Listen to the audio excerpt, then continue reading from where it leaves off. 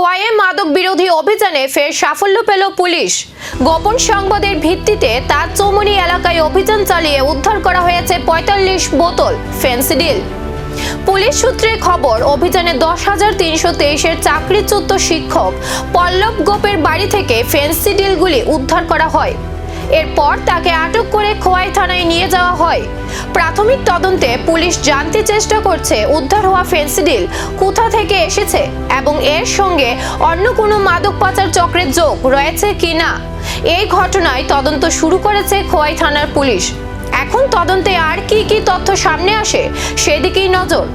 আমাদের কাছে একটা ইনফরমেশন আছে যে পল্লব গোপ পিতা প্রতাপচন্দ্র গোপ চরগনকি ওর বাড়িতে অনেক স্কোপ সিরাপ মজুত রাখা আছে। সেই ইনফরমেশনের ভিত্তিতে আমরা অথরিটিকে সেটা ইনফর্ম করি। অথরিটির নির্দেশ অনুসারে ডিএসপি ক্রাইম সমীর রায়, ডিসিএম কিশোরদেব বর্মা এবং অন্যান্য উইটনেসরা আসে। সবাই আসার পরে আমরা এনডিপিএসের যে প্রসিডিউর, সেই প্রসিডিউর অনুযায়ী যে পল্লব গোপ ওনার বাড়িতে প্রবেশ করে ওনাকে পাই এবং ওনার ঘরে ৪৩টি স্কোপ সিরাপ আমরা উদ্ধার করতে সামর্থ্য হই।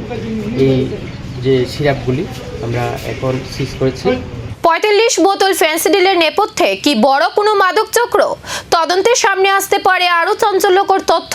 এখন সেই দিকেই নজর।